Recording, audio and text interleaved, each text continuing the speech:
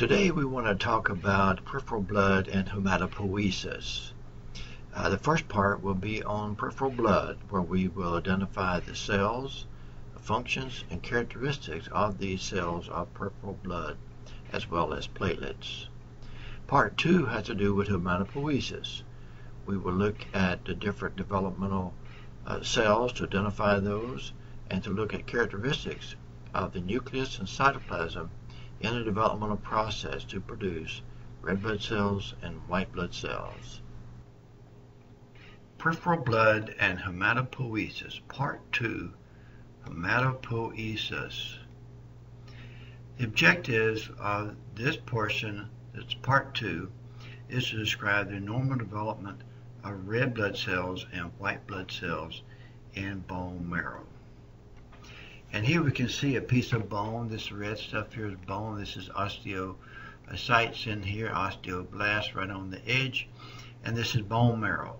See blood vessels going through bone marrow. We can see megakaryocytes in through there.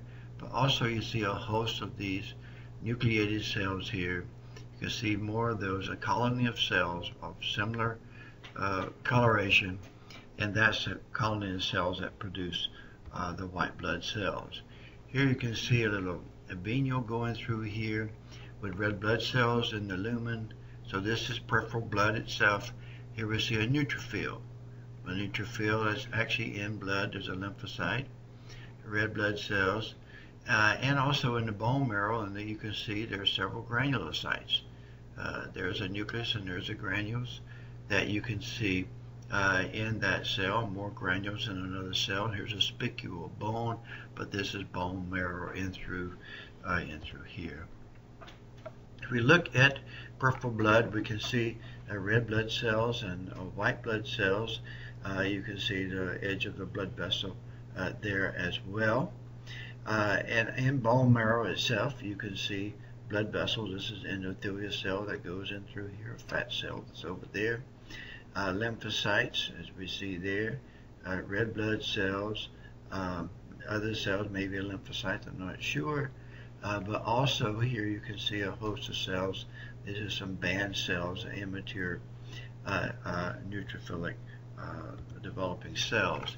Now in the bone marrow you have a pluripotent cell there that gives rise to all these, and some of these are pro-erythroblasts that ultimately will result in red blood cells. And then you have myeloblasts, which produce promyelocytes, and then they will go through a series and ultimately make the eosinophils, neutrophils, or basophils, or the granulocytic cells. There's also monocyte precursors, ultimately make a monocyte in blood, and that will turn into a macrophage. And then there's lymphocytes. The T and B lymphocytes will go through. The B lymphocytes coming from the bone marrow equivalent, or the bursa equivalent in bone marrow. Pro lymphocytes, late lymphocyte, and then finally one of these cells may transform to make a plasma cell to produce antibodies. Also, they have megakaryocytes. We see this is a lot of cytoplasm, multinucleated cells there. And they produce platelets. So they have a lot of cytoplasm because the cytoplasm pinch-off will make platelets. In terms of erythropoiesis, here we have a precursor cell, basophilic erythroblast, polychromatic, more than one color, orthochromatic, and orthochromatic ejections nucleus, and then you have reticulocyte, and then erythrocyte. And that's what we have here. This is a pro-erythroblast. And then here we have the basophilic erythroblasts, where you got a thin rim of cytoplasm. So all these cells have spherical nuclei. The nucleus is not condensed here, is fractured at this point. The cytoplasm looks the same, sky blue or deep blue, a thin rim of cytoplasm. So a thin rim of cytoplasm and spherical nucleus is indicating it's going to make a red blood cell. And then finally you have the polychromatic, more darker nucleus, and a polychromatic where you get blue and gray in through there. And you have the blue is ribosomes are reducing in number, and the hemoglobin is increasing. Finally, and you get the orthochromatic normoblast. You have gray cytoplasm, very similar with a blue tint to it, very similar to the reticulocyte. So these are reticulocytes, which is a cell that's released. Reticulocytes, if you have some disease that kill a lot of red blood cells, you may have a higher percentage of reticulocytes in the blood, but you can have reticulocytes in the blood. And finally, the nucleus has been removed for the reticulocytes. So reticulocyte and erythrocytes have no nuclei. So the orthochromatic normoblast is the last cell that has a nucleus that pops out and becomes a reticulocyte. The cell where the hemoglobin first appears is a basophilic. So the basophilic has a little bit of pink of the cytoplasm, and it takes about 4 days to make red blood cells. And here you can see an orthochromatic normoblast. Basic cytoplasm looks very like the reticulocyte, but they got the nucleus that's going to be very dark, and ultimately it's going to be removed. Here you can see that nucleus being popped out. So orthochromatic normoblast without its nucleus become a reticulocyte. And here we can see the different cells. This is the most immature ones with the basic cytoplasm, have lots of ribosomes making it basic cytoplasm. And then the next group in advanced from that is a polychromatic. Polychromatic has blue and gray, which is the hemoglobin is accumulating. And then you have the orthochromatic normoblast, a little bit of blue ribosomes, but mostly kind of gray cytoplasm. And then you have the reticulocyte. Reticulocyte has occasional ribosome, just enough to have a blue tint to it. And then finally, erythrocytes itself doesn't have any blue in it at all, just a red cell. So in bone marrow, we can see this is a little venule. You can see the endothelial cells coming through there, and some cells are in there. And here you can see where the endothelial cell comes through here, and this erythrocyte is squeezing through. It's squeezing through the extravascular space where bone is produced and going into the blood vessel itself, which it will appear as peripheral blood. So one of the things we're supposed to do is talk about the different, how long it takes, about a week to make red blood cells originate from the bone marrow. Both the cell and the nucleus changes. The cell and nucleus both reduce in size. The nucleus becomes very heterochromatic and ultimately is removed. And so these have these different cells with various characteristics of each one. You have a lighter nucleus getting to a darker nucleus and ultimately no nuclei at this point. Blue cytoplasm in both of these.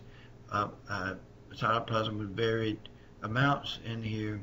Ortho is mostly cytoplasm very similar to reticulocyte. Reticulocyte is ortho with no nucleus. And then you ultimately have the erythrocyte after the reticulocyte has gone to the spleen a couple times.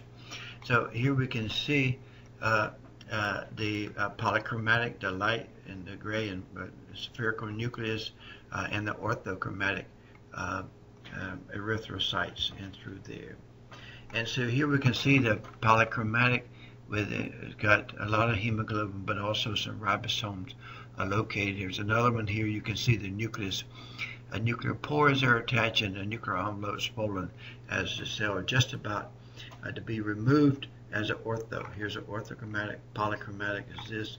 Orthochromatic is ultimately going to lose its nucleus and has lost a lot of its cytoplasm. And in the granulocytic series, here we can see the white blood cells. You have the neutrophil, eosinophil, basophil, monocyte, and lymphocyte. So in the bone marrow, we can see a couple of cells. This is a band cell. There's another one here. Here, maybe a mature neutrophil there. Another band cell, and a monocyte, neutrophilic monocyte there. Here we see eosinophils, early form of eosinophil with the granules. The granules was a crystalline core. And then here we see the neutrophils with the specific granules, as well as these larger non-specific granules located in through there. And here we see reticulocyte, still got some of the ribosomes, and very similar to that of the orthochromatic normoblast, about ready to orthochromatic erythrocyte, just about to remove its nucleus, and then finally have a couple of red blood cells. So if we look at the most primitive form of the red blood cell series, we see a pro-erythroblast. And so we've got a euchromatic nucleus, thin rim of cytoplasm around it. And then we've got a basophilic erythroblast, a fracture face, which is a little bit pink and dark with a blue cytoplasm. And that's the first time you have a little bit of hemoglobin appearing. And then the polychromatic erythroblast, which has a lot of very obvious pink and blue, multiple colors of its cytoplasm, and a darkening nucleus. And then you have the orthochromatic normoblast, where the nucleus is just about to be popped out, kind of gray cytoplasm. And that brings us to the reticulocyte, which has a similar type of cytoplasm as an ortho, certainly a blue tint to it, and that's the cell that actually is released into the bloodstream. And then the final one would be erythrocytes themselves. You can see some of the biconcaves with the little center of the indented center where the donut is. So in the red blood cell series, you see a pro-erythroblast, basophilic, polychromatic, orthochromatic, and here we see the sizes of them, cytoplasmic characteristics of them. None of them have granules, and the nucleus is dense and ultimately removed. In terms of our granulopoiesis, we can see that there are changes that occur in both the nucleus and the cytoplasm as well. And note here you got more of an oval nucleus, a non-spherical, and a lot of cytoplasm, not a thin rim, but a lot of cytoplasm. So this is your promyelocyte. This is a neutrophilic myelocyte, a neutrophilic band cell. This is a metamyelocyte, and then the band cell, and then ultimately the neutrophil. So basically what you have, the nucleus is beginning to get indented, maybe is oval or maybe is more like kidney shaped, is for the metamyelocyte, and then the band cell is the cell that's released, and ultimately the neutrophil has a very lobulated nucleus. Cytoplasm goes from blue, picks up some more specific granules, so you can see that by different colorations. You got blue, you got pink, and you have gray. And then the metamyelocyte, neutrophilic metamyelocyte cytoplasm is pretty much mature already. A little bit of blue tint to it maybe, but largely is mature, and the band cell is mature. Band cell can be released if a lot of neutrophils are needed. So both cytoplasm and the nucleus is modified during the maturation process. The nucleus is not removed, it's just lobulated, so it is quiescent. And so here you can see the various white blood cells, eosinophils, basophils, the various ones, and characteristics of granules, the nucleus, and cytoplasm, how it changes. A nice little summary there to work with. If we look at ultrastructural features of a neutrophil, we see the monocyte in through there, a neutrophil where you have eosinophilic and specific granules, and the reticulocytes. We see the reticulocytes here. We had a little bit of ribosomes, but mostly hemoglobin. And then we got the neutrophilic metamyelocytes, platelets. This is either the eosinophil or basophils, probably eosinophil located here. So the neutrophilic myelocyte is the most immature one that we have. Neutrophilic metamyelocyte is the one that's got elongated or a kidney shape nucleus indented there, and then the neutrophil is got a lobulated nucleus with kind of gray cytoplasm, and that you see. So these are the characteristics of the cells: the myelocyte, the promyelocyte, the myeloblast, the promyelocyte, neutrophil myelocyte, and the characteristic granules that you see in them. Also, there's lymphocytes are produced in the bone marrow too. That is the B cell. The T cells are produced in the thymus, but the B cells are produced from bone marrow, and then they give rise to either membrane cells, or they can give rise to plasma cells to produce antibodies. And so this describes a little bit about lymphoblast, lymphocyte, and mature lymphocyte, which can be activated, and that's what it does by traveling through the lymph nodes to see its antigen, and then if it's a B lymphocyte, it will produce a plasma cell to produce antibodies. And here we see in a chronic infection, you can see lots of immune cells with a high density of those cells in through there, and we can see that some of those are indeed plasma cells. Here you can see where the neutrophils are migrating through. This is little venule endothelial cells you can see in through there, but there's also plasma cells located in here as well. Even though I can't find one, there's probably a plasma cell right here that's producing antibodies.